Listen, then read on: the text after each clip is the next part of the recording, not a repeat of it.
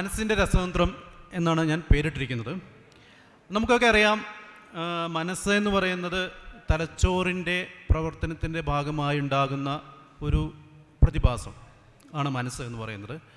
പല മാനസിക വ്യവഹാരങ്ങൾ, ഇപ്പോൾ ചിന്തകൾ, വികാരങ്ങൾ, ഓർമ്മകൾ, ചുറ്റും നടക്കുന്ന കാര്യങ്ങളെ നമ്മൾ മനസ്സിലാക്കുന്നു. ഇത്തരത്തിലുള്ള പല കാര്യങ്ങളെക്കുറിച്ചും നമ്മൾ അവെയറാണ്. നമ്മൾ അറിയാതെ തന്നെ, നമ്മുടെ കോൺഷ്യസ് അവെയർനെസ് ഇല്ലാതെ തന്നെ ഒരുപാട് കാര്യങ്ങൾ നമ്മുടെ തലച്ചോറിൽ നടക്കുന്നുണ്ട്. ഇപ്പോൾ നമ്മുടെ ശരീരത്തിനകത്തുള്ള ഉപാപചയ പ്രവർത്തനങ്ങൾ, നമ്മുടെ ഹൃദയത്തിൻ്റെ പ്രവർത്തനം, രക്തക്കുഴലുകളുടെ സങ്കോച വികാസങ്ങൾ, കിഡ്നിയുടെ പ്രവർത്തനം, ഇങ്ങനെ ഒരുപാട് പ്രവർത്തനങ്ങളെ തലച്ചോറ് നിയന്ത്രിക്കുന്നുണ്ട്. അപ്പോൾ മനസ്സ് എന്ന് നമ്മൾ പറയുന്നത്, പൊതുവേ നമ്മൾ വ്യവഹരിക്കുന്നത് തലച്ചോറിൻ്റെ നമ്മൾ മനസ്സിലാക്കുന്ന അല്ലെങ്കിൽ നമുക്ക് അവെയർനെസ് തരുന്ന ചില കാര്യങ്ങളെക്കുറിച്ചാണ് നമ്മൾ മനസ്സ് എന്ന് പൊതുവേ പറയുക. അതിനകത്ത് ഈ പറയുന്ന ചിന്തകളും ഓർമ്മകളും വികാരങ്ങളും പഴയവും പുതിയതുമായിട്ടുള്ള മെമ്മറികൾ, അങ്ങനെയുള്ള ഇപ്പോൾ ബോധം, നമ്മൾ കോൺഷ്യസ്നെസ് എന്ന് പറയുന്ന ഞാൻ നിലനിൽക്കുന്നു എന്നൊരു ബോധം, എനിക്ക് ചുറ്റുപാടുകളെക്കുറിച്ച് ഞാൻ മനസ്സിലാക്കി, ഞാൻ എവിടെയോ ഈ എൻ്റെ ചുറ്റുമുള്ള സ്ഥലത്ത് ഞാൻ ഇവിടെ നിൽക്കുന്നു, നിങ്ങൾ അവിടെ ഇരിക്കുന്നു എന്നൊക്കെയുള്ള ഒരു ബോധം, ഇതെല്ലാം മനസ്സ് എന്ന് പറയുന്ന തലച്ചോറിൻ്റെ പ്രവർത്തനത്തിൻ്റെ ആകത്തുകയെ നമുക്ക് മനസ്സ് എന്ന് പൊതുവെ പറയാം. പക്ഷേ ഈ ഒരു അവബോധം നമുക്ക് ഇന്നുണ്ടെങ്കിലും വലിയ പഴക്കത്തിലേക്ക് അധികം പോവാതെ തന്നെ നമുക്ക് മനസ്സിനെക്കുറിച്ചുള്ള ഒരുപാട് തെറ്റിദ്ധാരണകളും കെട്ടുകഥകളും തെറ്റായിട്ടുള്ള തത്വശാസ്ത്രങ്ങളും ഒക്കെ മനസ്സിനെക്കുറിച്ചുണ്ടായിരുന്നു. നമുക്കറിയാം, ഇന്നും അത്ഭുതകരമായിട്ടുള്ള കാര്യം, ഈ നൂറ്റാണ്ടിലും മനസ്സേതോ അതീന്ദ്രിയ ശക്തിയുടെ അല്ലെങ്കിൽ ബാഹ്യ ശക്തികളുടെ അല്ലെങ്കിൽ ഭൗതികേതരമായിട്ടുള്ള ശക്തികളുടെ നിയന്ത്രണത്തിലാണ് എന്നും അത് തലച്ചോറിൻ്റെ പ്രവർത്തനത്തിന് അപ്പുറത്തേക്ക് അതിന് ചില മാനങ്ങളുണ്ട് എന്നൊക്കെ പല മത ആത്മീയ തത്വശാസ്ത്രങ്ങളൊക്കെ പറയുന്നുണ്ട്. അപ്പോൾ അവിടെയാണ് നമുക്ക് ഇന്ന് ബയോളജിക്കലി എന്താണ് what is happening inside our brain എന്നും പല രീതിയിലുള്ള മാനസിക പ്രശ്നങ്ങൾ, ഇപ്പോൾ സൈക്കാട്രിക് ഇൽനെസ് എന്ന് നമ്മൾ പറയുന്ന ഡിപ്രഷൻ, സ്കിറ്റ്സോഫ്രീനിയ ഒക്കെ പോലെയുള്ള മാനസിക രോഗങ്ങൾ എന്തുകൊണ്ടാണ് വരുന്നത്, എന്താണ് അതിൻ്റെ പിറകിലുള്ള പത്തോളജി എന്നും, അല്ലെങ്കിൽ ചില സൈക്കഡെലിക് മരുന്നുകൾ, ഇപ്പോൾ നമ്മൾ പറയുന്ന കന്നാബിസ്, MDMA, LSD ഒക്കെ പോലുള്ള മനസ്സിൻ്റെ അല്ലെങ്കിൽ തലച്ചോറിനെ സ്വാധീനിച്ച് അതിൻ്റെ നോർമൽ പ്രവർത്തനങ്ങളിൽ മാറ്റം വരുത്തുന്ന ചില ഡ്രഗ്സൊക്കെ എങ്ങനെയൊക്കെ ആക്ട് ചെയ്യുന്നു എന്നൊക്കെയുള്ള വളരെ അടിസ്ഥാനപരമായിട്ടുള്ള വസ്തുതകൾ ഇന്ന് നമ്മുടെ ആധുനിക ശാസ്ത്രത്തിന് അറിയാം. പക്ഷേ എപ്പോഴും അന്ധവിശ്വാസങ്ങൾ ഒരുപാട് പിടിമുറുക്കിയിരിക്കുന്ന മേഖലയാണ്. പ്രത്യേകിച്ചും സൈക്കാട്രി മേഖലയിൽ വർക്ക് ചെയ്യുമ്പോൾ നമുക്കറിയാം, നമുക്ക് ചികിത്സയ്ക്കൊക്കെ വരുന്ന പേഷ്യൻസ് അല്ലെങ്കിൽ അവരുടെ കൂടെ വരുന്ന ബൈസ്റ്റാൻഡേഴ്സ്, അല്ലെങ്കിൽ നമ്മൾ ഇതുപോലെ അവയർനെസ് ക്ലാസ്സുകളിലേക്കൊക്കെ പോകുന്ന സമയത്ത് നമ്മുടെ പൊതുബോധത്തിൽ തന്നെ ഒരുപാട് തെറ്റിദ്ധാരണകൾ ഇന്നും നിലനിൽക്കുന്നുണ്ട്.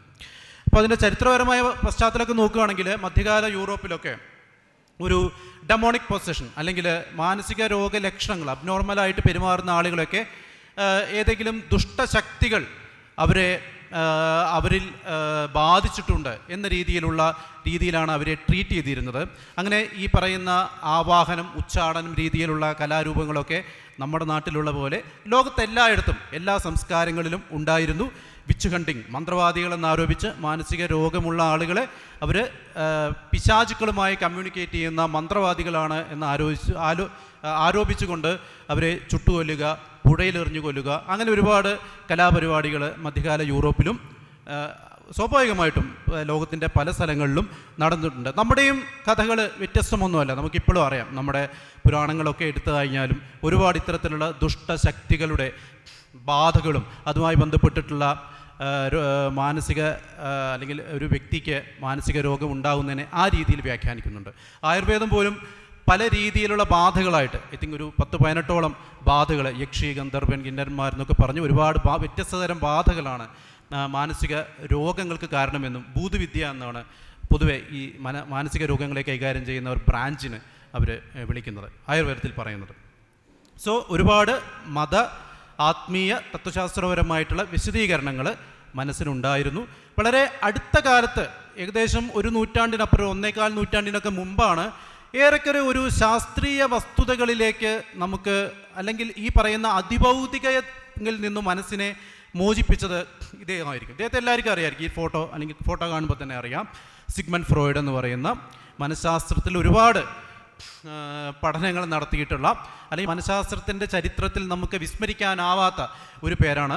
ഇദ്ദേഹത്തിൻ്റെ സൈക്കോ അനാലിസിസ് എന്ന് പറയുന്ന മനോവിശകലന സിദ്ധാന്തങ്ങൾ ഒരു ഗ്രൂപ്പ് ഓഫ് കളക്ഷൻ ഓഫ് തിയറീസാണ്. അതിനകത്ത് നമ്മൾ കേട്ടിട്ടുണ്ടാവും ബോധ മനസ്സ്, അബോധ മനസ്സ്, ഇതിനിടയിൽ പ്രവർത്തിക്കുന്ന ഒരു ഉപബോധ മനസ്സ്, അതുപോലെ ഈഗോ, സൂപ്പർ ഈഗോ, അതുപോലെ സ്വപ്നങ്ങളുടെ വ്യാഖ്യാനം. ഇങ്ങനെ പല രീതിയിലുള്ള മാനസിക പ്രതിഭാസങ്ങളെ ഫ്രോയിഡ് മനസ്സിലാക്കാൻ ശ്രമിച്ചു, അല്ലെങ്കിൽ ഫ്രോയിഡ് അത് അദ്ദേഹത്തിൻ്റെ തിയറികളിലൂടെ അവതരിപ്പിക്കാൻ ശ്രമിച്ചു. ഒരുപാട് കാലം, ഏകദേശം ഒരു നൂറ്റാണ്ടിനടുത്ത് തന്നെ സിഗ്മണ്ട് ഫ്രോയിഡിൻ്റെ സിദ്ധാന്തങ്ങൾ വളരെ പ്രബലമായിരുന്നു. അതിനെ അടിസ്ഥാനപ്പെടുത്തിയിട്ട് മാനസിക രോഗ ചികിത്സ രംഗത്ത്, മാനസിക രോഗ ചികിത്സയ്ക്ക് വേണ്ടി തെറാപ്പികൾ അതിനെ അടിസ്ഥാനമാക്കി ഉണ്ടായിട്ടുണ്ട്. പൊതുവെ അതിനെ സൈക്കോ അനലിറ്റിക്കൽ സൈക്കോ തെറാപ്പി എന്ന് പൊതുവേ പറയും. പക്ഷേ ഇന്നത്തെ ആധുനിക ശാസ്ത്രത്തിൻ്റെ വെളിച്ചത്തിൽ ഒരു 10, 50, 60 വർഷങ്ങൾക്കുള്ളിൽ നമുക്ക് ഒരുപാട് മാറ്റങ്ങൾ തലച്ചോറിനെയും മനസ്സിനെയും കുറിച്ച് നമുക്കുണ്ടായി.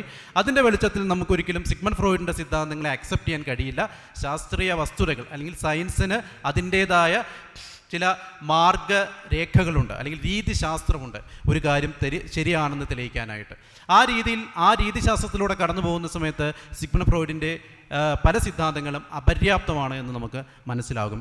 അതുപോലെ തന്നെ അദ്ദേഹത്തിൻ്റെ സിദ്ധാന്തങ്ങൾക്ക് തന്നെ തെളിവുകളൊന്നും ഉണ്ടായിരുന്നില്ല. അദ്ദേഹം സ്വയം പരിഷ്കരിച്ച് ഒരു മനോഭാവനാ സിദ്ധാന്തങ്ങൾ പോലെ ഒരുപാട് സിദ്ധാന്തങ്ങൾ പറയുക മാത്രമാണ്. അതിന് പിൽക്കാലത്ത് തെളിവുകളുടെ അഭാവത്തിൽ ഇന്നതിന് പലപ്പോഴും ചരിത്രപരമായിട്ടുള്ള ഒരു ഇമ്പോർട്ടൻസ് മാത്രമാണ് നമ്മൾ മനഃശാസ്ത്ര മേഖലയിൽ കൊടുക്കുന്നത്. പക്ഷെ ഇപ്പോഴും ചില ചൂഷണങ്ങൾ അദ്ദേഹത്തിൻ്റെ സൈക്കോ അനാലിസിസ് എന്ന് പറഞ്ഞിട്ടും, അല്ലെങ്കിൽ സിഗ്മണ്ട് ഫ്രോയിഡിൻ്റെ പല തെറാപ്പികളും, അല്ലെങ്കിൽ പറയുന്ന ഹിപ്നോട്ടിസം പോലെയുള്ള തെറാപ്പികളൊക്കെ ഉപയോഗിച്ചുകൊണ്ട് മാനസിക രോഗങ്ങളെ ചികിത്സിക്കാം എന്ന് പറഞ്ഞ് അത് കപട ശാസ്ത്രം തന്നെയാണ്, അല്ലെങ്കിൽ ചികിത്സാ രംഗത്ത് അത് ഉപയോഗിക്കുന്നു എന്ന് പറയുന്നത് തെറ്റായിട്ടുള്ള ഒരു കാര്യമാണ്. അത് ആധുനിക ചികിത്സയുടെ ഭാഗമായിട്ട് വരുന്നതല്ല. സോ നമ്മൾ ഇന്ന് പൊതുവെ മനസ്സിലാക്കുന്നതിനെ നമുക്ക് ചുരുക്കി ഇങ്ങനെ പറയാം: mind is what the brain does. മസ്തിഷ്കത്തിൻ്റെ പ്രവർത്തനത്തിൻ്റെ ആകത്തുകയെ നമുക്ക് ലളിതമായിട്ട് മനസ്സ് എന്ന് വ്യവഹരിക്കാം. അപ്പോൾ നമുക്ക് വളരെ അടിസ്ഥാനപരമായിട്ടുള്ള ബയോളജിയാണ്. ന്യൂറോണുകളെക്കുറിച്ച് എല്ലാവരും കേട്ട് കാണും. ന്യൂറോണുകൾ എന്ന് പറയുന്നത് വളരെ പ്രത്യേക സ്പെഷ്യലൈസ്ഡ് ആയിട്ടുള്ള കോശങ്ങളാണ്. നമ്മുടെ സെൻട്രൽ നെർവസ് സിസ്റ്റം, തലച്ചോറും സുഷുമ്നാ നാഡിയും ഒക്കെ ഉൾപ്പെടുന്ന സെൻട്രൽ നെർവസ് സിസ്റ്റത്തിൻ്റെ പ്രധാനപ്പെട്ട കോശങ്ങളെന്ന് പറയുന്നത് ന്യൂറോണുകളാണ്. ന്യൂറോണുകൾ പരസ്പരം കമ്മ്യൂണിക്കേറ്റ് ചെയ്യുന്നുണ്ട്. ഓരോ ന്യൂറോണും തൊട്ടടുത്തുള്ള ആയിരക്കണക്കിന് അല്ലെങ്കിൽ 10,000-കണക്കിന് ന്യൂറോണുകളുമായിട്ട് കമ്മ്യൂണിക്കേഷൻ സ്ഥാപിക്കാൻ കഴിയും. ഒരു ന്യൂറോണിൻ്റെ ഏറ്റവും പ്രധാനപ്പെട്ട സവിശേഷത എന്ന് പറയുന്നത് ഇത്തരത്തിൽ കമ്മ്യൂണിക്കേറ്റ് ചെയ്യാനുള്ള കഴിവാണ്. അങ്ങനെ നമ്മൾ ന്യൂറോണിൻ്റെ ലോങ് പ്രൊജക്ഷനെ നമ്മൾ ആക്സോൺ എന്ന് പറയും. ചെറിയ പ്രൊജക്ഷൻസിനെ നമ്മൾ ആ ഫോട്ടോയിലുണ്ട് ഡെൻഡ്രൈറ്റുകൾ എന്ന് പറയും. ആക്സോണുകൾ ന്യൂറോണിൽ നിന്നും കമ്മ്യൂണിക്കേഷൻ പുറത്തോട്ട് വഹിക്കുന്ന കുഴലുകളാണെന്ന് പറയാം. അത് തൊട്ടടുത്ത ന്യൂറോണുകളെ കമ്മ്യൂണിക്കേറ്റ് ചെയ്ത് അടുത്ത ന്യൂറോണിന് ഈ മെസ്സേജ് പാസ് ചെയ്യും. ഡെൻഡ്രൈറ്റ് എന്ന് പറഞ്ഞാൽ തൊട്ടടുത്ത് കിടക്കുന്ന ന്യൂറോണുകളിൽ നിന്നും സന്ദേശങ്ങൾ സ്വീകരിക്കുന്ന പാത്വേയാണ്. അങ്ങനെ സ്വീകരണവും മറ്റൊരു വഴി അത് കമ്മ്യൂണിക്കേറ്റ് ചെയ്യുന്നുണ്ട്. ഇങ്ങനെ ന്യൂറോണുകൾ പരസ്പരം കമ്മ്യൂണിക്കേറ്റ് ചെയ്യുന്നുണ്ട്. കോടാനുകോടി ന്യൂറോണുകളും അതിലുപരി എത്രയോ സിനാപ്സുകളും ഇങ്ങനെ കമ്മ്യൂണിക്കേറ്റ് ചെയ്യുന്ന ഈ നാഡീബന്ധത്തിന് നമ്മൾ സിനാപ്സ് എന്നാണ് പറയുന്നത്. ആ കമ്മ്യൂണിക്കേഷൻ ഏരിയ സിനാപ്സ് എന്നാണ് പറയുന്നത്.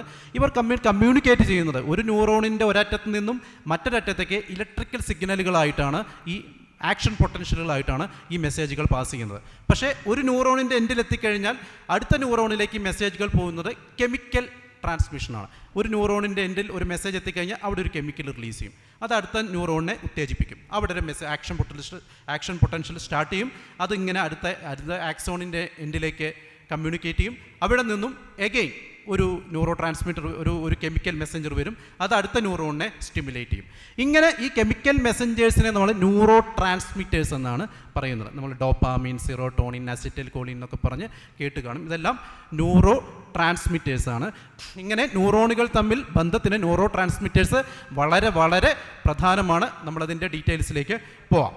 നമ്മുടെ തലച്ചോറിൻ്റെ ഒരു ഏകദേശം ഒരു ധാരണ തരാനായിട്ടാണ് പ്രധാനമായും നമ്മൾ സെറിബെല്ലം, മിഡിൽ ഓബ്ലാങ്കേറ്റ എന്നൊക്കെ പറഞ്ഞ് പഠിച്ചു കാണും ചെറിയ ക്ലാസ്സുകളിൽ അല്ലേ. അടിസ്ഥാനപരമായിട്ട് നമ്മൾ പറയുമ്പോൾ നമുക്കൊരു ബ്രെയിൻ സ്റ്റെം ഉണ്ട്, പിന്നെ നമുക്കൊരു ലിംബിക് ബ്രെയിൻ ഉണ്ട്, അതിന് പുറത്ത് നമുക്കൊരു സെറിബ്രൽ കോർട്ടെക്സ് ഉണ്ട്. ഇങ്ങനെ വളരെ സിമ്പിളായിട്ട് മനസ്സിലാക്കുമ്പോൾ ഏറ്റവും ബേസിക് ആയിട്ടുള്ള കാര്യമാണ് നമ്മുടെ ബ്രെയിൻ സ്റ്റം എന്ന് പറയുന്നത്, മസ്തിഷ്ക കാണ്ഡം എന്ന് പറയുന്നത്. നമ്മുടെ മസ്തിഷ്കത്തിൻ്റെ പടത്തിൽ കണ്ടു കാണും, അതിൻ്റെ ആ ഒരു ഒരു ഒരു ഏറ്റവും താഴെയുള്ള ഒരു ഭാഗമുണ്ട് അല്ലേ, അതാണ് മസ്തിഷ്ക കാണ്ഡം എന്ന് പറയുന്നത്.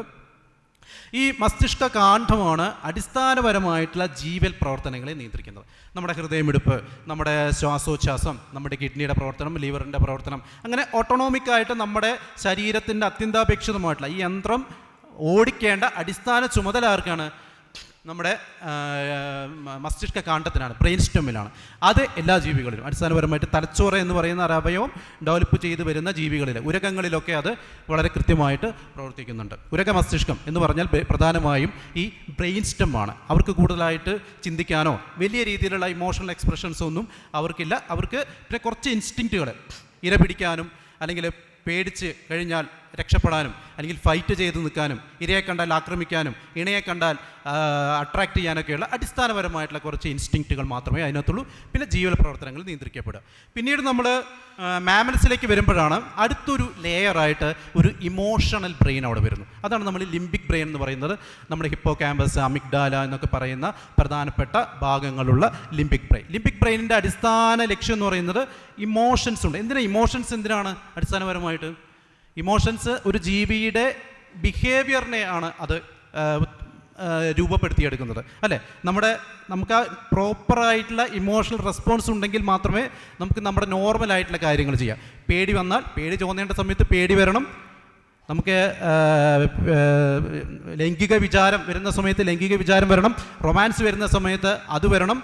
ഒരാളെ ആക്രമിക്കാനുള്ള അഗ്രഷൻ വരേണ്ട സമയത്ത് അത് വരണം. ഇത്തരത്തിലുള്ള വികാരങ്ങളെ ഒരു ജീവിയിൽ, മാമൽസിലൊക്കെ ഇത് വളരെ പ്രകടമാണ്.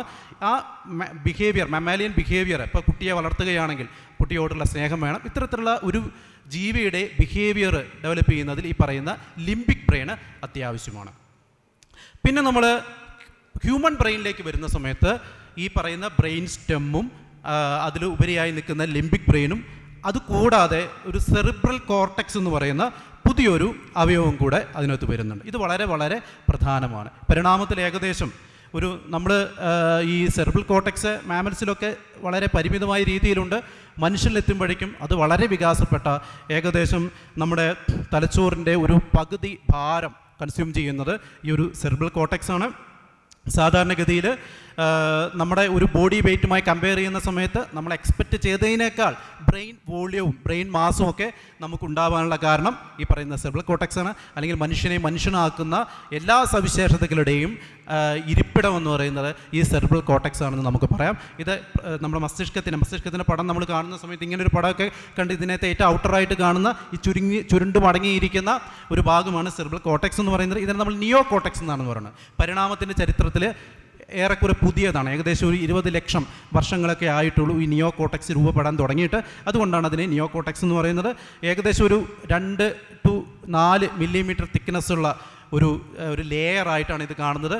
പക്ഷേ അതിൽ ഏകദേശം 14 ബില്യൺ ന്യൂറോണുകൾ അതിനകത്ത് ഉണ്ടെന്നാണ് പറയുന്നത്. അപ്പോൾ നമുക്കറിയാം എത്രത്തോളം ഡെൻസിലിയാണ് ഈ ന്യൂറോണുകൾ ഈ പറയുന്ന ചെറിയൊരു തിന്നായിട്ടുള്ള ഈ ഒരു ലെയറിൽ പാക്ക് ചെയ്തിരിക്കുന്നത്. അതിൽ തന്നെ 6 അടരുകളായിട്ടാണ് ഈ ന്യൂറോൺ, 6 ലെയർഡായിട്ടാണ് ഈ കോർട്ടെക്സിനകത്ത് നമ്മുടെ ന്യൂറോണുകൾ പാക്ക് ചെയ്തിരിക്കുന്നത്. പ്രധാനമായും ഇതിനകത്ത് ന്യൂറോണുകൾ, സെൽ ബോഡികളും ഡെൻഡ്രൈറ്റുകളാണെന്നുള്ളത്. അപ്പോൾ അതുകൊണ്ട് നമ്മളതിനെ ഗ്രേ മാറ്റർ എന്നാണ് പറയുന്നത്.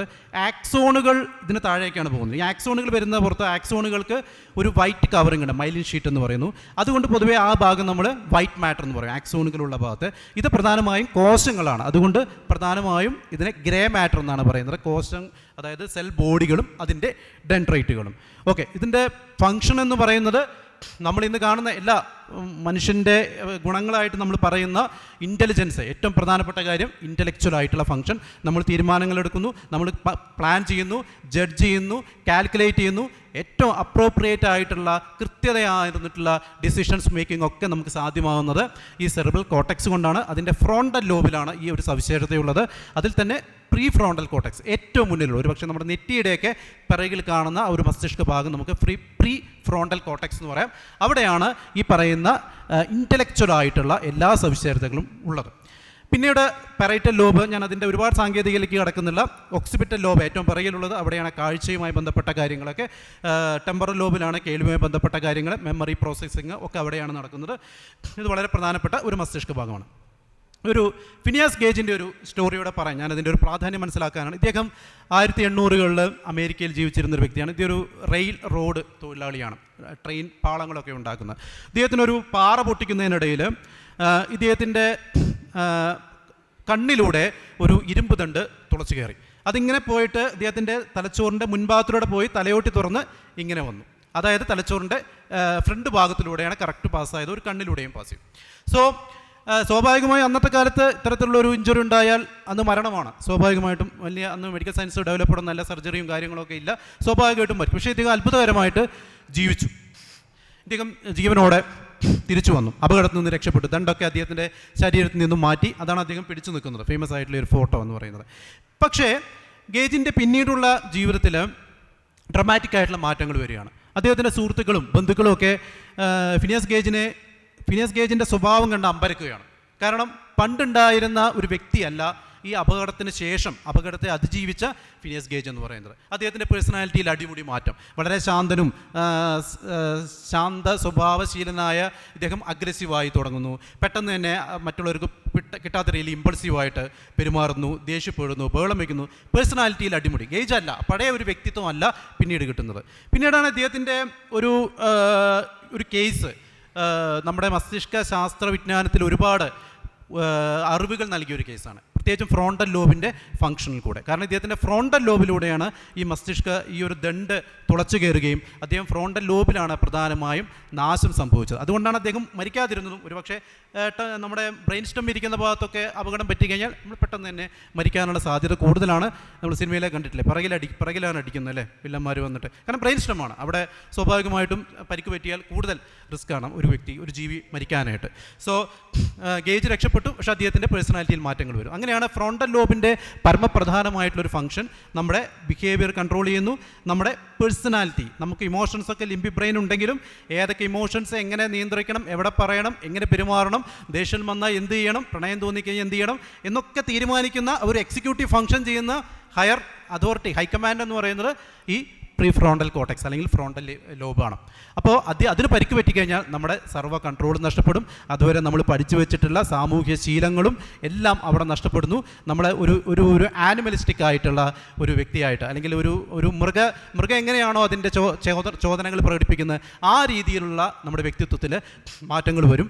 ഇത് ഇദ്ദേഹത്തിൻ്റെ കേസിന് മാത്രമല്ല, ഫ്രോണ്ടൽ ലോബിൽ സംഭവിക്കുന്ന ട്യൂമറുകൾ, സ്ട്രോക്കിൻ്റെ ഭാഗമായിട്ട് ഫ്രോണ്ടൽ ലോബിൽ സംഭവിക്കുന്ന സ്ട്രോക്കുകൾ, രക്തയോട്ടം കുറഞ്ഞ് നശിക്കുന്ന രക്തകോശങ്ങൾക്ക് ഉണ്ടാകുന്ന നാശം, അല്ലെങ്കിൽ ഡിമെൻഷ്യ പോലെയുള്ള പ്രത്യേകിച്ച് ഫ്രോണ്ടോ ടെമ്പറൽ ഡിമെൻഷ്യ എന്നൊക്കെ പറയുന്ന ഫ്രോണ്ടൽ ലോബിൽ ബാധിച്ചു തുടങ്ങുന്ന ഡിമെൻഷ്യയിലൊക്കെ ഇത്തരത്തിലുള്ള സ്വഭാവ വ്യതിയാനങ്ങൾ, പ്രത്യേകിച്ചും പ്രായപൂർത്തിയായ എൽഡറിലായ ആളുകൾ 65-70 വയസ്സിന് ശേഷം അവർക്ക് വളരെ പെട്ടെന്ന് അവരുടെ സ്വഭാവത്തിൽ മാറ്റങ്ങളൊക്കെ വരുന്നു. ഇപ്പോൾ ഡിമെൻഷ്യയുടെ തുടക്കമായിരിക്കാം. ഡിമെൻഷ്യ എന്ന് പറഞ്ഞാൽ എപ്പോഴും നമുക്ക് ഓർമ്മക്കുറവായിട്ടല്ല അത് പ്രസൻറ്റ് ചെയ്യുക. ഇപ്പോൾ ഫ്രോണ്ടോ ടെമ്പറൽ ഡിമെൻഷ്യ ഒക്കെയാണ് ആദ്യം പേഴ്സണാലിറ്റി ചേഞ്ച് ആയിട്ടായിരിക്കും പ്രസൻറ്റ് ചെയ്യുന്നത്. പിന്നീടാണ് അത് വ്യാപിച്ച് ഓർമ്മക്കുറവും കാര്യങ്ങളൊക്കെ ആയിട്ട് മാറുന്നത്. സോ നമുക്ക് ഇനീഷ്യലി അത് ഐഡൻറ്റിഫൈ ചെയ്യാൻ കഴിഞ്ഞാൽ കുറേയൊക്കെ അതിൻ്റെ പ്രോഗ്രഷൻ തടയാൻ കഴിയും. സോ ഇതാണ് ഫ്രോണ്ടൽ ലോബിൻ്റെ ഇമ്പോർട്ടൻസ് കാണിക്കാനാണ് ഞാൻ ഗേജിൻ്റെ സ്റ്റോറി പറഞ്ഞത്.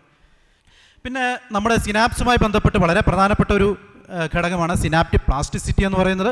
സെറിബ്രൽ കോർട്ടെക്സിൽ നമ്മൾ പറഞ്ഞു കോടിക്കണക്കിന് ന്യൂറോണുകളുണ്ട്, കോടാനുകോടി നാഡീബന്ധങ്ങളുണ്ട്. ഈ ന്യൂറോണുകളുടെ ഒരു പ്രക്രിയ, ഒരു പ്രധാനപ്പെട്ട സവിശേഷത എന്ന് പറയുന്നത് പുതിയ സിനാപ്സുകൾ, നാഡീബന്ധങ്ങൾ സ്ഥാപിക്കുക എന്ന് പറയുന്നതാണ്. ഇത് ബ്രെയിൻ സക്രിയമായിട്ട് ഇരിക്കുന്നത്, ഏറ്റവും കൂടുതൽ ആക്റ്റീവായിട്ട് ഇരിക്കുന്നത് നമ്മുടെ ഏറ്റവും കുട്ടികളിലാണ്. നമ്മുടെ ഡെവലപ്പിംഗ് ബ്രെയിൻ എന്ന് നമ്മൾ പറയും അല്ലേ. ജനിച്ച് കഴിഞ്ഞ് ഒരു 6, 7, 8 വർഷമൊക്കെ ഉള്ളിൽ കുട്ടികൾക്ക് ഉണ്ടാകുന്ന വികാസം അത്ഭുതകരമാണ് അല്ലേ. കാരണം അവർ പുതിയ ഭാഷകൾ പഠിക്കുന്നു, പുതിയ ശേഷികൾ പഠിക്കുന്നു, പുതിയ കാര്യങ്ങൾ പഠിക്കുന്നു. ഇതെല്ലാം സാധ്യമാകുന്നത് അവരുടെ ബ്രെയിൻ വളരെ പ്ലാസ്റ്റിക്കാണ്. ആ ന്യൂറോണുകൾക്ക് പുതിയ സിനാപ്സുകൾ ഉണ്ടാക്കാനും അതുവഴി പുതിയ ശേഷികൾ കൈവരിക്കാൻ കഴിയും. പ്രത്യേകിച്ചും ലാംഗ്വേജിൻ്റെയൊക്കെ പഠനം നടക്കുന്നത് ആ സമയത്താണ്. പിന്നെ നമ്മൾ ഏതെങ്കിലും മ്യൂസിക്കൽ ഇൻസ്ട്രുമെൻ്റ് ഒക്കെ പഠിക്കാനാണെങ്കിൽ കുട്ടികൾക്ക് വളരെ പെട്ടെന്ന് അത് വഴങ്ങും അല്ലേ. ഒരു ഏജ് കഴിയുമ്പോൾ നമുക്ക് ബുദ്ധിമുട്ടാണ് ഡ്രൈവിംഗ് പഠിക്കാൻ, സ്വിമ്മിങ് പഠിക്കാൻ. അതൊക്കെ ആ ഒരു ചെറിയ പ്രായത്തിലാവുന്ന സമയത്ത് ബ്രെയിൻ വളരെ ആക്റ്റീവാണ്. പ്ലാസ്റ്റിസിറ്റി വളരെ കൂടുതലാണ്, പുതിയ ബന്ധങ്ങൾ ഉണ്ടാക്കാൻ കഴിയുന്നുണ്ട്. സോ വളരെ ഈസി ആയിട്ട് കാര്യങ്ങൾ പഠിക്കാൻ അത് എളുപ്പമാണ്. പിന്നീട് ആ ഒരു ടീനേജ് കാലഘട്ടത്തിലും ഈ പറയുന്ന ഒരു ബ്രെയിനകത്ത് ഒരു സെക്കൻഡ് ആയിട്ട് കുറച്ചൊരു ലെവൽ ഓഫ് പ്ലാസ്റ്റിസിറ്റി കുറച്ച് കൂടുന്നുണ്ട്. അതിനുശേഷം പിന്നീട് കാര്യമായിട്ട് വലിയ ചേഞ്ച് ഒന്നും ഉണ്ടാക്കാൻ ബുദ്ധിമുട്ടാണ്. ബുദ്ധിമുട്ടെന്ന് വെച്ചാൽ തീരെ പറ്റില്ല എന്നല്ല, ട്രൈ ചെയ്ത് കഴിഞ്ഞാൽ കുറച്ച് ബുദ്ധിമുട്ടാണ് ആ ഒരു ചേഞ്ച് വരുത്താനായിട്ട്. കാരണം ബയോളജിക്കലി അത്ര പുതിയ നാഡീബന്ധങ്ങൾ ക്രിയേറ്റ് ചെയ്യാനായിട്ട് ബ്രെയിൻ അത്ര ആക്റ്റീവ് അല്ല ആ സമയത്ത്. ഇതാണ് നമ്മുടെ ലാംഗ്വേജ് പഠിക്കാനും പുതിയ ലേണിംഗ്, പുതിയ സ്കില്ലുകൾ പഠിക്കാനും ഓർമ്മകൾ സൂക്ഷിക്കാനും ഒക്കെ ഈ ഒരു പ്ലാസ്റ്റിസിറ്റി, പുതിയ നാഡീബന്ധങ്ങൾ ഉണ്ടാക്കാനുള്ള കഴിവ് വളരെ പ്രധാനപ്പെട്ടതാണ്. നമ്മൾ പറയുന്ന ഒരു dictum, fire together wire together, neurons that fire together wire together എന്ന് വെച്ച് കഴിഞ്ഞാൽ നമ്മളൊരു കാര്യം ചെയ്തുകൊണ്ടേയിരുന്നു കഴിഞ്ഞാൽ, നമ്മളിപ്പോൾ ഒരു ഡ്രൈവിംഗ് പഠിക്കുന്നു, ഡ്രൈവിംഗ് ചെയ്തുകൊണ്ടിരുന്നത് നമ്മൾ അതിനകത്ത് എക്സ്പെർട്ടൈസ് ആവും അല്ലേ. അതേ ന്യൂറോണുകൾ, ഒരേ ചാനലിലുള്ള ന്യൂറോണുകൾ ഒരേ ന്യൂറൽ ട്രാക്ക് ഇങ്ങനെ റിപ്പീറ്റഡ് ആയിട്ട് ക്രിയേറ്റ് ചെയ്യപ്പെടുകയാണ്. അപ്പോൾ അവിടെ തമ്മിലുള്ള നാഡീബന്ധങ്ങൾ, സിനാപ്സുകൾ സ്ട്രോങ് ആവുന്നു. അപ്പോൾ നമ്മൾ ഒരു കാര്യത്തിൽ എക്സ്പെർട്ട് ആവുന്നു. നമ്മളൊരു കാര്യം പഠിച്ചു, പിന്നെ നമ്മളത് മൈൻഡ് ചെയ്യുന്നില്ല, പിന്നെ നമ്മൾ കുറേ കാലം കഴിഞ്ഞാൽ സ്വാഭാവികമായിട്ടും അത് മറന്നു പോകും. കാരണം അവിടെ നാഡീബന്ധങ്ങൾ പതുക്കെ ഉപയോഗിച്ചില്ലെങ്കിൽ നാഡീബന്ധങ്ങൾ അവിടെ വീക്കായിത്തീരും, ആ ശേഷി നഷ്ടപ്പെടും. ഇതാണ് ഈ ഒരു പ്രതിഭാസമാണ് സിനാപ്റ്റിക് പ്ലാസ്റ്റിസിറ്റി നമ്മൾ പറയുന്നത്. ന്യൂറോ ട്രാൻസ്മിറ്റേഴ്സ് നമുക്ക് ഒരുപാട് ഡീറ്റെയിൽസിലേക്ക് ഞാൻ പോകുന്നില്ല. നമുക്ക് വളരെ പ്രധാനപ്പെട്ട, നോർമലി നമുക്ക് രസകരമായിട്ടുള്ള കുറച്ച് ഇമ്പോർട്ടൻ്റ് ആയിട്ടുള്ള ചില കാര്യങ്ങൾ മാത്രം സൂചിപ്പിക്കാം. ന്യൂറോ ട്രാൻസ്മിറ്റേഴ്സ് എന്ന് പറഞ്ഞാൽ രണ്ട് ന്യൂറോണുകൾക്കിടയിൽ പ്രവർത്തിക്കുന്ന കെമിക്കൽ മെസ്സഞ്ചേഴ്സാണ്. ഹോർമോണുകൾ എന്ന് പറയുമ്പോൾ എന്താണ് ഉദ്ദേശിക്കുന്നത്? ഹോർമോണുകൾ എന്ന് പറഞ്ഞാൽ ഏതെങ്കിലും ഒരു ഗ്ലാൻഡ്, ശരീരത്തിലുള്ള, ഇപ്പോൾ പിറ്റ്യൂട്ടറി ഗ്ലാൻഡോ അല്ലെങ്കിൽ ഏതെങ്കിലും ഒരു ഗ്ലാൻഡ്, ഓവറി ആണെങ്കിൽ ഒരു ഗ്ലാൻഡാണ്, ഒരു ഗ്ലാൻഡിൽ നിന്നും ഉത്ഭവിച്ച് രക്തത്തിൽ കലർന്ന് മറ്റെവിടെയെങ്കിലും ഡിസ്റ്റൻ്റ് ആയിട്ടുള്ള സൈറ്റിൽ പോയി ആക്ട് ചെയ്യുന്നവരാണ് ഹോർമോണുകൾ. പക്ഷേ ന്യൂറോ ട്രാൻസ്മിറ്റർ എന്ന് പറയുന്നത് വളരെ ലോക്കലി, ഒരു ന്യൂറോണിൽ നിന്ന് ശ്രവിക്കുന്നു, മില്ലിമീറ്ററുകൾക്കകത്ത് അടുത്ത ന്യൂറോണിൽ, മില്ലിമീറ്ററല്ല ഇതിനേക്കാളും ചെറിയ ഒരു ഗ്യാപ്പിൽ അടുത്ത ന്യൂറോണിൽ ഫ്രാക്ഷൻ ഓഫ് സെക്കൻഡ് കൊണ്ട് ആക്ട് ചെയ്യുന്നു, പിന്നീട് അത് ഡിപ്ലീറ്റഡ് ആയി പോകുന്നു. പക്ഷേ ഹോർമോണുകൾ ദിവസങ്ങളോളം അല്ലെങ്കിൽ കുറേ നാൾ നമ്മുടെ ബ്ലഡിലുണ്ടാവും. അത് അതിൻ്റെ ഡിസ്റ്റൻ്റ് ആയിട്ടുള്ളൊരു സൈറ്റിൽ പോയിട്ട് ആക്ട് ചെയ്യും. പൊതുവേ സാധാരണഗതിയിൽ നമ്മൾ സൈക്യാട്രിയുമായി ബന്ധപ്പെട്ട് വരുന്ന കുറച്ച് ന്യൂറോ ട്രാൻസ്മിറ്റേഴ്സിനെ ഒന്ന് പരിചയപ്പെടുത്താം. നമ്മൾ പൊതുവേ തന്നെ ഹാപ്പി ഹോർമോൺസ് എന്ന് പറയും, പലരും കേട്ട് കാണും അല്ലേ, ഗ്രൂപ്പ് ചെയ്ത് പറയാറുണ്ട്. Dopamine, serotonin, endorphins and oxytocin. Basically എന്താണ് ഡോപ്പമിൻ, എന്താണ് ചെയ്യുന്നത്? സാധാരണഗതിയിൽ നമ്മളതിനെ ഫീൽ ഗുഡ് മോളിക്യൂൾ എന്ന് വിളിക്കാറുണ്ട്. നമുക്കറിയാം ഡോപ്പമിൻ എന്ന് പറയുന്നത് വളരെ അത്യന്താപേക്ഷിതമാണ് ഒരു വ്യക്തിയുടെ ചില ബിഹേവിയർ കൺട്രോൾ ചെയ്യുന്നതിൽ. കാരണം നമുക്കൊക്കെ ഒരു പാത്വേ ഉണ്ട്, നമ്മൾ ലിംബിക് ബ്രെയിനിലേക്കുള്ള ഒരു മീസോലിംബിക് എന്ന് പറയുന്ന ഒരു ന്യൂറൽ ട്രാക്ക് ഉണ്ട്. അവിടെ ഡോപ്പമിനാണ് ഹിറ്റ് ചെയ്യുന്നത്. എപ്പോഴാണ് ഹിറ്റ് ചെയ്യുന്നത്? നമ്മൾ ഇഷ്ടമുള്ള കാര്യങ്ങൾ ചെയ്യുന്ന സമയത്ത്. ഫോർ എക്സാമ്പിൾ, നമ്മളൊരു ബിരിയാണി കഴിക്കുന്നു, അല്ലെങ്കിൽ നമ്മളൊരു പാട്ട് കേൾക്കുന്നു, നമ്മളൊരു സിനിമ കാണുന്നു, അല്ലെങ്കിൽ സുഹൃത്തുക്കളുടെ കൂടെ നിന്ന് കുറച്ച് നേരം ഉല്ലസിക്കുന്നു, ഷോപ്പ് ചെയ്യുന്നു അല്ലേ. ഇത്തരത്തിലുള്ള കാര്യങ്ങൾ ചെയ്യുന്ന സമയത്ത് നമുക്ക് എൻജോയ്മെൻറ്റ്, സെക്സ് ചെയ്യുന്നു, ഇതിനകത്തൊക്കെ നമുക്കൊരു ഒരു ഒരു എൻജോയ്മെൻറ്റ്, ഒരു രസം കണ്ടെത്താൻ പറ്റുന്നത് ആ ഡോപ്പമിനൊരു സെർച്ച് നമ്മുടെ ലിംബിക് ബ്രെയിനിൽ, അല്ലെങ്കിൽ കുറച്ച് ഡോപ്പമിൻ ന്യൂറോണുകൾ ലിംബിക് ബ്രെയിനിൽ കുറച്ച് ഡോപ്പമിൻ ഹിറ്റ് ചെയ്യുമ്പോഴാണ് നമുക്ക് ഇതിനെയാണ് നമ്മൾ meso limbic pathway, reward pathway എന്ന് പറയുന്നത്. കാരണം ഈ പാത്വേയിലൂടെ ഡോപ്പമിൻ പ്രവഹിച്ചു കഴിഞ്ഞാൽ നമുക്കൊരു കാര്യം ഇഷ്ടപ്പെടുകയും അത് വീണ്ടും വീണ്ടും ചെയ്യാനുള്ള പ്രവണത, നമുക്ക് ഇഷ്ടപ്പെട്ട കാര്യം വീണ്ടും വീണ്ടും ചെയ്യാനുള്ള, വീണ്ടും വീണ്ടും ഒരു പാട്ട് കേൾക്കാനുള്ള, വീണ്ടും വീണ്ടും ഒരു സുഹൃത്തുമായിട്ട് സല്ലപിക്കാനുള്ള ഒരു താല്പര്യം നമുക്ക് തോന്നാനുള്ള കാരണം ഈ റിവാർഡ് പാത്വേയാണ്. അത് വീണ്ടും വീണ്ടും വർക്ക് ചെയ്തുകൊണ്ടിരിക്കും. പക്ഷേ അതിന് വേറൊരു പ്രശ്നം കൂടിയുണ്ട്. കാരണം ഈ ഒരു റിവാർഡ് പാത്വേയിൽ തന്നെയാണ് എന്ത് ആക്ട് ചെയ്യുന്നത്? അടിസ്ഥാനപരമായിട്ട് നമ്മുടെ മനസ്സിനെ അല്ലെങ്കിൽ നമ്മുടെ മസ്തിഷ്കത്തെ സ്വാധീനിക്കുന്ന ലഹരി വസ്തുക്കളും ആക്ട് ചെയ്യുന്നത്. നമ്മൾ ആൽക്കഹോൾ ഉപയോഗിക്കുന്ന സമയത്ത്, അല്ലെങ്കിൽ പുകവലിക്കുന്ന സമയത്ത്, കന്നാബിസ് യൂസ് ചെയ്യുന്ന സമയത്ത് എഗെയിൻ ഈ പറയുന്ന പാത്വേയിൽ തന്നെയാണ് ഡോപ്പമിൻ ഹിറ്റ് നടക്കുന്നത്. പക്ഷേ സാധാരണ ജീവിതത്തിൽ ചെയ്യുന്ന ഭക്ഷണം കഴിക്കുമ്പോൾ ഉണ്ടാകുന്ന ഡോപ്പമിൻ സർജിനേക്കാൾ 10 മടങ്ങ് ഡോപ്പമിൻ സർജ് ഉണ്ടാക്കാൻ ആർക്ക് കഴിയുന്നുണ്ട്? ലഹരി വസ്തുക്കൾക്ക് കഴിയും. അതുകൊണ്ടാണ് നമുക്ക് ആ ആനന്ദത്തിൻ്റെ അനുഭൂതി അങ്ങ് കൂടി വരുന്നത് അല്ലേ. ഒരു ലഹരി ഉപയോഗിക്കുന്ന ഒരു വ്യക്തിയെ സംബന്ധിച്ചിടത്തോളം ആ ഉപയോഗിക്കുന്ന സമയത്ത് കിട്ടുന്ന ആനന്ദാനുഭൂതി എന്ന് പറയുന്നത് നോർമൽ ലൈഫിൽ ലഭിക്കാത്തൊരവസ്ഥയാണ്. അതുകൊണ്ടാണ് പലപ്പോഴും മദ്യപാനത്തിലേക്കും മറ്റ് ലഹരികളുടെ ഉപയോഗത്തിലേക്കും MDMA പോലുള്ള വളരെ ഡേഞ്ചറസ് ആയിട്ടുള്ള ലഹരിയുടെ ഉപയോഗത്തിലേക്കൊക്കെ ആളുകൾ പോകാനുള്ള കാരണം അവിടെ ഡോപ്പമിൻ സർജ് ഉപയോഗിക്കുന്ന സമയത്ത് ഭയങ്കര ഡോപ്പമിൻ സർജ് എന്നുണ്ടാകുന്നുണ്ട്. പക്ഷേ അതുമാത്രമല്ല, വീണ്ടും വീണ്ടും അത് ഉപയോഗിക്കാനുള്ള ഒരു പ്രേരണ കൂടെ അവിടെ ആ വ്യക്തിയിൽ ഉണ്ടാവുകയാണ്, റീഇൻഫോഴ്സ് ചെയ്യപ്പെടുകയാണ്. ഓരോ തവണയും ഉപയോഗിക്കുമ്പോഴും വീണ്ടും വീണ്ടും ഉപയോഗിക്കാനുള്ള പ്രവണത. ആ വ്യക്തി വിചാരിക്കുകയാണ് ഇത് ശരിയല്ല, ഇത് ആരോഗ്യത്തിന് കേടാണ്, ഇത് ഞാൻ ഉപയോഗിക്കുന്നില്ല, ഞാൻ നിർത്താൻ പോവാണ് അല്ലേ. പലരും ഇനിയിപ്പോൾ ന്യൂ ഇയർ വരികയാണ് അല്ലേ, ഡിസംബർ ക്രിസ്മസ് ഒക്കെ ആഘോഷിച്ച ശേഷം ന്യൂ ഇയറിൽ ഇനി ജിമ്മിലൊക്കെ പോവുകയാണ്, എല്ലാം നിർത്തി, പുകവലി നിർത്തി, മദ്യപാനം നിർത്തി, എല്ലാ പരിപാടിയും നിർത്തി, 1-ാം തീയതി മുതൽ പോവാണ്. അല്ലെങ്കിൽ ശബരിമലയ്ക്ക് മാലയിട്ടിട്ട് ഇതുപോലെ വ്രതമൊക്കെ എടുത്ത് എല്ലാം ഇനി മുതലില്ല എന്നൊക്കെ തീരുമാനിക്കുന്ന ആളുകൾ കുറച്ച് ദിവസം കഴിയുമ്പോൾ എഗെയിൻ അവർക്ക് ആ ഒരു ഡോപ്പമിൻ ഡെഫിഷ്യൻസി അവിടെ ഫീൽ ചെയ്യും. അവർക്ക് എന്തോ ഒരു കുറവ്, ഒരു സന്തോഷമില്ല, ഉന്മേഷമില്ല, എന്ത് തന്നെ ചെയ്തിട്ടും സന്തോഷമില്ല. എഗെയിൻ അവർ ആ ലഹരി വസ്തു ഉപയോഗിച്ചാൽ മാത്രമേ അവർക്ക് ആ ഒരു നോർമലായിട്ടുള്ള സന്തോഷത്തിലേക്ക് പോലെ എത്താൻ കഴിയുകയുള്ളൂ. ഇങ്ങനെ ഒരു റീഇൻഫോഴ്സിങ് എഫക്റ്റ് കൂടെ അവിടെ വരുന്നുണ്ട്. ഇതാണ് ഈ പറയുന്ന റിവാർഡ് പാത്വേയുടെ വളരെ പ്രധാനപ്പെട്ട ബയോളജിക്കലായിട്ടുള്ള ഒരു പ്രാധാന്യം കൂടെ. പിന്നെ അതുപോലെ തന്നെ സ്കിറ്റ്സോഫ്രീനിയ പോലെയുള്ള സൈക്കോസിസ് നമുക്കൊന്ന് പറയുന്ന വളരെ ഗുരുതരമായിട്ടുള്ള മാനസിക രോഗാവസ്ഥകളിൽ ഈ പറയുന്ന ഈ മീസോലിംബിക് റിവാർഡ് പാത്വേക്ക് പ്രാധാന്യമുണ്ട്. ഈ മീസോലിംബിക് പാത്വേയിൽ ഡോപ്പമിൻ്റെ ആക്ടിവിറ്റി ക്രമാതീതമായി കൂടുന്ന സമയത്താണ് സൈക്കോട്ടിക് സിംറ്റംസുകൾ, ഡെലൂഷൻസ്, ഇല്ലാത്ത കാര്യങ്ങളുണ്ട് എന്ന് തോന്നുക, ഹാലൂസിനേഷൻസ്, ഇല്ലാത്ത ശബ്ദം ഞാൻ കേൾക്കുന്നു, ഇല്ലാത്ത വസ്തുക്കളെ ഞാൻ കാണുന്നു, ഇത്തരത്തിലുള്ള സൈക്കോട്ടിക് സിംറ്റംസും മതിഭ്രമം ഉണ്ടാക്കുന്ന രീതിയിലുള്ള അനുഭവങ്ങളൊക്കെ വരുന്നതിൻ്റെ ഒരു പ്രധാന കാരണം പത്തോളജിക്കലി ഡോപ്പമിൻ ഹിറ്റ് ഇതിനകത്ത് കൂടുന്ന സമയത്താണ് ഉണ്ടാകുന്നത്. അപ്പോൾ നമ്മൾ ആ സമയത്ത് ഉപയോഗിക്കുന്ന ചില മരുന്നുകൾ ഈ ഡോപ്പമിൻ്റെ ആക്ടിവിറ്റി അവിടെ കുറയ്ക്കുന്ന ചില ആൻറ്റി സൈക്കോട്ടിക് മെഡിക്കേഷൻസാണ് ഇത്തരം കാര്യങ്ങൾ ട്രീറ്റ് ചെയ്യാനായിട്ട് ഉപയോഗിക്കുന്നത്. സെറോട്ടോണിൻ എല്ലാവരും കേട്ട് കാണും അല്ലേ? സെറോട്ടോണിൻ എന്ന് പറയുന്നത് തലച്ചോറിൽ മാത്രമല്ല ശരീരത്തിൻ്റെ ഡൈജസ്റ്റീവ് ട്രാക്കിലൊക്കെ ഫങ്ഷനുള്ള ഒരു ഹോർമോൺ കം ന്യൂറോ ട്രാൻസ്മിറ്ററാണ് സെറോട്ടോണിൻ എന്ന് പറയുന്നത്. പ്രധാനമായും സെറോട്ടോണിൻ്റെ ഒരു ഫങ്ഷൻ എന്ന് പറയുന്നത് നമ്മുടെ മൂഡ്, നമ്മുടെ സന്തോഷം, ഒരു ഫീലിംഗ് ഓഫ് വെൽബീങ് അല്ലേ? ചില ദിവസം നമ്മൾ ഭയങ്കര ഹാപ്പി ആയിരിക്കും അല്ലേ? ചില ദിവസം നമ്മൾ എത്ര ശ്രമിച്ചാലും ഒരു മൂഡ് ഓഫ് ഉണ്ടാവും അല്ലേ? സെറോട്ടോണിൻ്റെ ലെവലിൽ വരുന്ന വേരിയേഷൻ ആയിരിക്കാം. അല്ലെങ്കിൽ ചുറ്റും നടക്കുന്ന കാര്യങ്ങൾ നമ്മുടെ ശരീരം, നമ്മുടെ മനസ്സിലാക്കി അതിനനുസരിച്ച് ഈ പറയുന്ന ന്യൂറോ ട്രാൻസ്മിറ്റേഴ്സിലും ഹോർമോൺസിലും ഒക്കെ മാറ്റങ്ങളുണ്ടാവും. അത് നമ്മുടെ മൂഡിനെയും നമ്മുടെ വെൽബീയിങ്ങിനെയും ഒക്കെ നമുക്കൊന്നും ചെയ്യാൻ താല്പര്യം ഉണ്ടാവില്ല ചില ദിവസം അല്ലേ? അങ്ങനെ സെറോട്ടോൺ ഡെഫിഷ്യൻസിയിലേക്ക് പോകാം. അല്ലെങ്കിൽ ചെറിയ നോർമൽ സെറോട്ടോണിൻ്റെ ഒരു ആക്ടിവിറ്റി വേണം നമ്മുടെ ഒരു വെൽബീയിങ് നിലനിർത്താനായിട്ട്. ഇപ്പോൾ ഡിപ്രഷൻ പോലുള്ള അസുഖങ്ങളിൽ എന്താണ് സംഭവിക്കുന്നത് വെച്ച് കഴിഞ്ഞാൽ പത്തോളജിക്കലി, ഇപ്പോൾ ഹെറിഡിറ്ററി ആയിട്ടുള്ള കാരണങ്ങൾ കൊണ്ട് അല്ലെങ്കിൽ മറ്റെന്തെങ്കിലും കാരണങ്ങൾ കൊണ്ട് നോർമൽ ലെവലിലുള്ള സെറോട്ടോണിൻ നമുക്ക് ഉണ്ടാവുന്നില്ല. ഈ ബ്രെയിനിൻ്റെ പല ഭാഗത്തും സെറോട്ടോണിൻ വേണ്ട ഭാഗങ്ങളിൽ സെറോട്ടോണിൻ്റെ ആക്ടിവിറ്റി നടക്കുന്നില്ല. ഇങ്ങനെ വരുന്ന സമയത്ത് ആ വ്യക്തിക്ക് എന്ത് സംഭവിക്കുന്നു?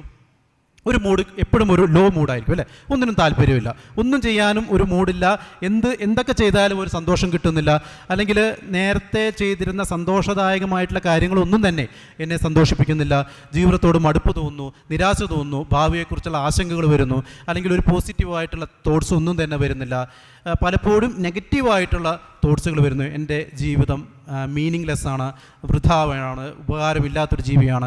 ഈ രീതിയിലുള്ള ഡിപ്രസീവ് ആയിട്ടുള്ള കൊഗ്നീഷൻസ്, ചിന്താരീതികളൊക്കെ സെറോട്ടോണിൻ ഡെഫിഷ്യൻസി കൊണ്ടുവരാം. ഇങ്ങനെ വരുന്ന വ്യക്തികളിൽ നമ്മൾ ഡിപ്രഷൻ എന്ന് പറയുന്ന അസുഖം ഇത് നീണ്ടു നിൽക്കുകയാണെങ്കിൽ, 2 ആഴ്ചയോ അതിൽ കൂടുതലൊക്കെ നീണ്ടു നിൽക്കുകയാണെങ്കിൽ ഡിപ്രഷൻ എന്ന് പറയുന്ന ഒരു രോഗാവസ്ഥയായിട്ടാണ് ഡയഗ്നോസ് ചെയ്യുന്നത്. അതിൻ്റെ പ്രധാനപ്പെട്ട ഒരു കാരണം സെറോട്ടോണിൻ, നോറെപ്പിനെഫ്രിൻ പോലെയുള്ള ചില മോളിക്യൂൾസിൻ്റെ കുറവും വരുന്നുണ്ട്. സെറോട്ടോണിൻ അഭാവം വളരെ കോമൺ ആയിട്ടുള്ളൊരു കാര്യമാണ്. സെറോട്ടോണിൻ ഡെഫിഷ്യൻസി കറക്റ്റ് ചെയ്ത് കഴിഞ്ഞാൽ നമുക്ക് ഡിപ്രഷൻ കറക്റ്റ് ചെയ്യാൻ കഴിയും. ചില ഡ്രഗ്സുകൾ SSRI എന്നൊക്കെ പറയും, സെലക്റ്റീവ് സെറോട്ടോണിൻ റീആപ്ടേക്ക് ഇൻഹിബിറ്റർ എന്നൊക്കെ പറയുന്ന സെറോട്ടോണിൻ്റെ അളവ് ഈ പറയുന്ന സിനാപ്സുകളിൽ കൂട്ടുക എന്ന ലക്ഷ്യത്തോടെ പ്രവർത്തിക്കുന്ന ആൻറ്റി ഡിപ്രസൻ മെഡിക്കേഷൻസ് ഉപയോഗിച്ചുകൊണ്ട് നമുക്ക് ഡിപ്രഷനിൽ നിന്ന് നല്ല രീതിയിൽ തന്നെ കൈകാര്യം ചെയ്യാൻ കഴിയുന്നുണ്ട്. പക്ഷേ പലപ്പോഴും സംഭവിക്കുന്നത് പാരമ്പര്യമായിട്ടുള്ള കാരണങ്ങൾ കൊണ്ട് വരുന്ന ഡിപ്രഷൻ ആവർത്തിച്ചു വരാറുണ്ട്. ഒരു എപ്പിസോഡായിട്ട് വരുന്നു, മാസങ്ങൾക്ക് ശേഷമോ വർഷങ്ങൾക്ക് ശേഷമൊക്കെ ഡിപ്രഷൻ വീണ്ടും ആവർത്തിച്ചു വരും. അങ്ങനെയുള്ള വ്യക്തികളിൽ നമുക്ക് റിപ്പീറ്റഡ് ആയിട്ടുള്ള ചികിത്സ വേണ്ടി വരും. ഒരു പക്ഷേ വളരെ പെട്ടെന്ന് റിപ്പീറ്റഡ് ആയിട്ട് എപ്പിസോഡ്സ് വരുന്ന വ്യക്തികളിൽ കണ്ടിന്യൂസ് ആയിട്ടുള്ള മെഡിക്കേഷൻസ് ഒക്കെ വേണ്ടി വരും. സോ ഡിപ്രഷൻ എന്ന് പറയുന്നത് ഇന്ന് ട്രീറ്റബിൾ ആയിട്ടുള്ള, ക്യൂറബിൾ ആയിട്ടുള്ള ഒരു സൈക്കാട്രിക് ഇൽനെസ് ആണ്. ഒരിക്കലും നമുക്ക് ഡിപ്രഷൻ മൂലം ഒരു ആത്മഹത്യയിലേക്കോ ഒരു വ്യക്തിയെ തള്ളിവിടുന്നത്, ഇന്ന് ഒരു വ്യക്തിക്ക് ചികിത്സ നിഷേധിക്കുന്നത് മരണത്തിന് വരെ കാരണമായിരിക്കും. കാരണം depression most common cause of suicide എന്ന് പറയുന്നത് ഡിപ്രഷൻ തന്നെയാണ്. അതുപോലെ തന്നെ OCD പോലുള്ള obsessive compulsive disorder, serotonin deficiency വന്നു കഴിഞ്ഞാൽ ചിലവർക്ക് കണ്ടില്ലേ അമിത വൃത്തി, എത്ര കൈ കഴുകിയാലും ശരിയാവില്ല, അല്ലെങ്കിൽ റിപ്പീറ്റഡ് ആയിട്ടുള്ള ചെക്കിങ് അല്ലേ? എന്ത് കാര്യം ചെയ്താലും ഡോറ് ലോക്ക് ചെയ്താൽ റിപ്പീറ്റഡ് ആയിട്ട് 4, 5, 6 തവണ ചെക്ക് ചെയ്യും. കാറ് ലോക്ക് ചെയ്തോ എന്ന് ഇടയ്ക്കിടയ്ക്ക് നോക്കും, ഡോർ അടച്ചോ ഗ്യാസ് ഓഫ് ചെയ്തോ, ഇത്തരത്തിലുള്ള തീരാത്ത സംശയങ്ങൾ അല്ലേ, അല്ലെങ്കിൽ തീരാത്ത വൃത്തികൾ, ഇത്തരത്തിലുള്ള OCD ഒബ്സസീവ് കമ്പൽസീവ് ഡിസോർഡറിൻ്റെ കാരണം സെറോട്ടോണിൻ ഡെഫിഷ്യൻസിയാണ്. അവിടെയും പറയുന്ന സെറോട്ടോണിൻ കൂട്ടുന്ന മരുന്നുകളാണ് നമ്മൾ ഉപയോഗിക്കുന്നത്. പല രീതിയിലുള്ള ഫോബിയകൾ, പത്തോളജിക്കൽ ഫിയർ, അബ്നോർമൽ ആയിട്ടുള്ള പേടികൾ, ആങ്സൈറ്റി ഡിസോർഡേഴ്സ് ഒക്കെ ഈ ഡെഫിഷ്യൻസി മൂലം ഉണ്ടാവാറുണ്ട്. പല സൈക്കഡെലിക് എക്സ്പീരിയൻസുകൾ, ഇപ്പോൾ LSD ഉപയോഗിക്കുന്ന ആളുകൾ, മഷ്റൂംസ്, സൈലോസബിൻ എന്ന് പറയുന്ന കെമിക്കലാണ് മാജിക് മഷ്റൂമിലുള്ളത്, MDMA പോലുള്ള സൈക്കഡെലിക് മെഡിക്കേഷൻസ് ഒക്കെ മസ്തിഷ്കത്തിൽ ആക്ട് ചെയ്യുന്നത് ഈ പറയുന്ന ഡോപ്പമിൻ്റെയും സെറോട്ടോണിൻ്റെയൊക്കെ അളവ് അബ്നോർമലി കൂട്ടും. വളരെ പെട്ടെന്ന് ഇതിൻ്റെ അളവ് മസ്തിഷ്കത്തിൽ അങ്ങ് ഉയരുകയാണ്. അപ്പോൾ നമുക്കിതിൻ്റെ എഫക്റ്റ് പെട്ടെന്ന് ഭയങ്കര റിവാർഡ് കിട്ടുന്നു, ഭയങ്കര വെൽബീയിങ് കിട്ടുന്നു, ഭയങ്കര സന്തോഷം, ഭയങ്കര പോസിറ്റീവ് ഫീലിംഗ് ഓൺലി. ഒരു പ്രശ്നമില്ല, എന്തൊക്കെ പ്രശ്നങ്ങളുള്ള ആളാണെങ്കിലും ഇത് രണ്ടെണ്ണം അടിച്ചു കഴിഞ്ഞാൽ നമ്മുടെ ലോകത്തിൻ്റെ നെറുകയിൽ നിൽക്കുന്നതായിട്ട് നമുക്ക് തോന്നും. ഈ ഒരു ഫീലിംഗ് ആണ് ഈ പറയുന്ന ലഹരി ഉപയോക്താക്കളിൽ വീണ്ടും വീണ്ടും ഇത് ഉപയോഗിക്കാൻ പ്രേരിപ്പിക്കുന്നത്. അതുപോലെ തന്നെ മിസ്റ്റിക്കൽ എക്സ്പീരിയൻസ്, നമ്മൾ ഈ പറയുന്ന ഭൗതിക ജീവിതത്തിൽ നിന്നും മുക്തരായി ഒരു ആത്മീയമായ ലെവലിലേക്ക് അല്ലെങ്കിൽ യൂണിവേഴ്സൽ ആയിട്ടുള്ള ഒരു കോൺഷ്യസ്നസ്സിലേക്ക് ലയിച്ചു തീരുന്നുവെന്നും ഈ ഭൗതിക ലോകത്ത് നിന്നും ഡിറ്റാച്ച് ചെയ്യാൻ കഴിയുമെന്നൊക്കെയുള്ള ആത്മീയമായിട്ടുള്ള മിസ്റ്റിക്കലായിട്ടുള്ള എക്സ്പീരിയൻസുകൾ കൊടുക്കാനും ഇത്തരത്തിലുള്ള സൈക്കഡെലിക് ഡ്രഗ്സുകൾക്ക് കഴിയുന്നുണ്ട്. പല ആത്മീയ എക്സ്പ്ലനേഷൻസിലും നമുക്ക് ഇതിന് സമാനമായിട്ടുള്ള ചില കണ്ടെത്തലുകൾ കാണാൻ കഴിയും. ആത്മീയതയുടെ പല കാരണങ്ങൾ, ഇത് മാത്രമല്ല, ഡ്രഗ്സ് മാത്രമല്ല, പല കാരണങ്ങൾ ആത്മീയമായിട്ടുള്ള അനുഭൂതികൾ ഉണ്ടാക്കുന്നുണ്ട്. മസ്തിഷ്കത്തിൽ സംഭവിക്കുന്ന പല രോഗാവസ്ഥകൾ ഉണ്ടാക്കുന്നുണ്ട്. ചില പ്രാക്ടീസുകൾ, ഇപ്പം ഓക്സിജൻ്റെ അളവ് കുറച്ച്, കാർബൺ ഡൈ ഓക്സൈഡിൻ്റെ അളവ് കൂട്ടിയിട്ട്, അല്ലെങ്കിൽ പട്ടിണി കിടന്ന് ഗ്ലൂക്കോസിൻ്റെ അളവ് കുറച്ച്, ഇത്തരത്തിലുള്ള പല ഫിസിക്കലായിട്ടുള്ള എന്താ പറയുക കണ്ടീഷനുകളിലൂടെയും നമുക്ക് മിസ്റ്റിക്കലായിട്ടുള്ള ആത്മീയമായിട്ടുള്ള അനുഭൂതികൾ ഉണ്ടാക്കാൻ കഴിയുന്നുണ്ട്. സോ ബേസിക്കലി പറയാനുള്ള ഇതെല്ലാം അടിസ്ഥാനപരമായിട്ട് നമ്മുടെ മസ്തിഷ്കം ഉണ്ടാക്കുന്ന അനുഭൂതികൾ മാത്രമാണ്. അതിനപ്പുറത്തേക്കുള്ള അതിഭൗതികമായിട്ടുള്ള എക്സ്പ്ലനേഷൻസ് ആണ് അവിടെ നമ്മൾ തെറ്റാണെന്ന് പറയുന്നത്. ഓക്സിറ്റോസിനെ നമ്മൾ കടിൽ ഹോർമോൺ എന്ന് പറയും. പൊതുവേ നമ്മൾ ആലിംഗനം ചെയ്യുന്ന സമയത്ത്, ആശ്ലേഷണം ചെയ്യുന്ന സമയത്ത് ഉണ്ടാകുന്ന ഒരു ഹോർമോണായിട്ടാണ് ഓക്സിറ്റോസിൻ പറയുന്നത്. ആ സമയത്ത് മാത്രമല്ല, നമ്മുടെ ടച്ചിലും നമ്മൾ സോഷ്യലി നമ്മൾ ഒരുമിച്ച് കൂടിയിരുന്ന് ഒരു അടുപ്പ് നമുക്ക് ഫീൽ ചെയ്യാനുള്ള കാരണം ആ ഒരു ഓക്സിറ്റോസിൻ്റെ സർജ് വരുന്നതുകൊണ്ടാണ്. ഇത് പ്രത്യേകിച്ചും ചൈൽഡ് ബർത്തിൽ ഫിസിയോളജിക്കലി നമ്മൾ യൂട്രൈൻ കൺട്രാക്ഷനൊക്കെ ഓക്സിറ്റോസിന് റോളുണ്ട്. ബ്രസ്റ്റ് ഫീഡിങ്ങിൽ മിൽക്ക് സെക്രീഷൻ ഓക്സിറ്റോസിന് റോളുണ്ട്. മദർ ചൈൽഡ് ബോണ്ടിങ്ങിലൊക്കെ റോളുണ്ട്. Especially emotional bonding. നമ്മുടെയൊക്കെ ഇപ്പോൾ ചില പ്രണയബന്ധങ്ങളിലൊക്കെ നമ്മൾ കണ്ടിട്ടില്ലേ, വളരെ പെട്ടെന്ന് ആ ഒരു പ്രണയബന്ധത്തിൽ ഏർപ്പെടുന്ന സമയത്ത് ഉണ്ടാകുന്ന ഇൻറ്റൻസ് ആയിട്ടുള്ള അനുഭൂതികൾ ഒരു മാജിക്കൽ ലോകത്തായിരിക്കും അല്ലേ. നമ്മളും പ്രണയിനിയും മാത്രമുള്ള ഒരു ലോകത്ത് അല്ലേ, വളരെ കാൽപ്പനികമായിട്ടുള്ള ഒരു ലോകത്തൊക്കെ അനുഭവിക്കുന്നു. അതിന് പ്രധാനമായിട്ടും ഡോപ്പമിനും സെറോട്ടോണിനും ഒക്കെയാണ് ആ സമയത്ത് ഓരോ വ്യക്തികളുടെയും തലച്ചോറിലുണ്ടാകുന്നത്. വളരെ ഒരു മിസ്റ്റിക്കലായിട്ടുള്ള എക്സ്പീരിയൻസ് ആയിരിക്കും. അതിനുശേഷം ഒരു ലോങ് ടേമിൽ ഒരിക്കലും അത് കണ്ടിന്യൂ ചെയ്യാൻ കഴിയില്ല. കാരണം നമുക്ക് റിയാലിറ്റിയിലേക്ക് വന്നേ പറ്റൂ അല്ലേ. ലോങ് ടേമിൽ നമ്മൾ കാൽപ്പനിക ലോകത്തിരുന്ന ജീവിതം കഞ്ഞി കുടിക്കാനുണ്ടാവില്ല. അപ്പോൾ സ്വാഭാവികമായിട്ടും അതിൻ്റെ അളവ്, ഡോപ്പമിൻ്റെ അളവ് കുറവും സെറോട്ടോണിൻ്റെ അളവ് കുറയും. പതുക്കെ ഓക്സിറ്റോസിൻ ഡെവലപ്പ് ചെയ്യാൻ തുടങ്ങും. ലോങ് ടേം ബോണ്ടിങ് അല്ലേ, അത് കുറച്ചുകൂടെ റെസ്പോൺസിബിൾ ആയിട്ടുള്ള ബോണ്ടിങ് ആയിരിക്കും. പക്ഷേ പ്രണയത്തിൻ്റെ പോലെയുള്ള രീതിയിലായിരിക്കില്ല ആ സമയത്ത് ബിഹേവിയർ അല്ലേ. പലപ്പോഴും കണ്ടിട്ടില്ല, നിങ്ങൾക്ക് പഴയ പോലെ സ്നേഹമില്ല, പഴയ പോലെ കെയറിങ് ഇല്ല, പഴയ പോലെ എന്നോട് സംസാരിക്കുന്നില്ല, അല്ലെങ്കിൽ എനിക്കൊരു പൂ വാങ്ങിച്ചു തരുന്നില്ല, ചോക്ലേറ്റ് തരുന്നില്ല. ഇത്തരത്തിലുള്ള പല പരാതികളും നമുക്ക് പ്രണയിനിയിൽ കാണാറുണ്ട്. ലോങ് ടേം റിലേഷൻഷിപ്പിൽ ഈ പറയുന്ന ഡോപ്പമിനും സെറോട്ടോണിൻ സർജ് ഒന്നും ഉണ്ടാവില്ല. അവിടെ കുറച്ചുകൂടെ ഒരു ഫാമിലി ലൈഫ് ഓറിയൻറ്റഡ് ആയിട്ട്, അല്ലെങ്കിൽ ചൈൽഡ് ബിയറിങ്, കുട്ടികളെ ഉൽപ്പാദിപ്പിക്കാനും കുട്ടികളെ വളർത്താനൊക്കെയുള്ള ഒരു ഓക്സിറ്റോസിൻ ഹോർമോൺസാണ് കൂടുതലായിട്ട് ഉണ്ടാവുക. അതാണ് പലപ്പോഴും പ്രണയത്തിലൊക്കെ നമ്മൾ മനസ്സിലാക്കേണ്ട ഒരു രസതന്ത്രം എന്ന് പറയുന്നത്. പലപ്പോഴും നമ്മൾ ന്യൂട്ടൺ മഴവില്ലിനെ ഒരു പ്രിസത്തിലൂടെ പ്രകാശത്തെ കടത്തിവിട്ട് മഴവില്ല് സൃഷ്ടിച്ചപ്പോൾ ന്യൂട്ടൺ മഴവില്ലിൻ്റെ ഭൗതിക ശാസ്ത്രം പറഞ്ഞ സമയത്ത് ഒരു കവിയുടെ പേരറിയോ? ജോൺ ക്ലീറ്റ്സ് അല്ലേ.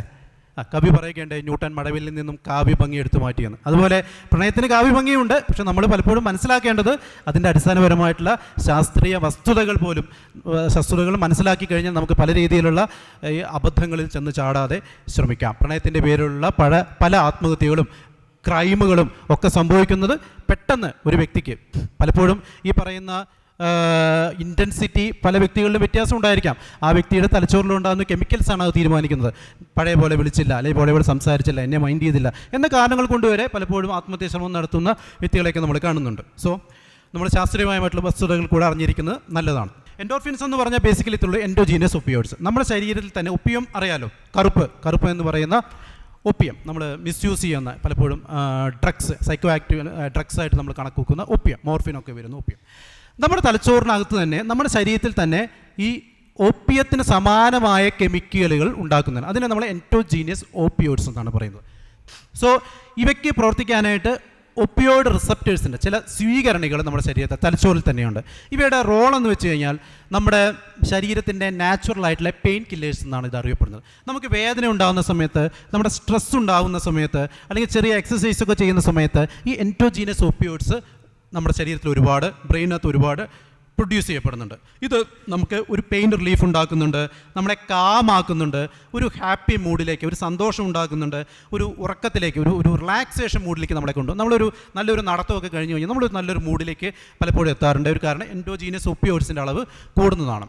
അപ്പോൾ അത് നമ്മുടെ ഫിസിയോളജിക്കലി റോളാണ്. ഫിസിയോളജിക്കലി നമ്മുടെ ശരീരത്തിൻ്റെ സ്ട്രെസ്സും വേദനയൊക്കെ കൈകാര്യം ചെയ്യാനുള്ള ഒരു മെക്കാനിസമാണ് ഈ എൻഡോജീനസ് ഒപ്പിയോയിഡ്സ് കൈകാര്യം ചെയ്യുന്നത്.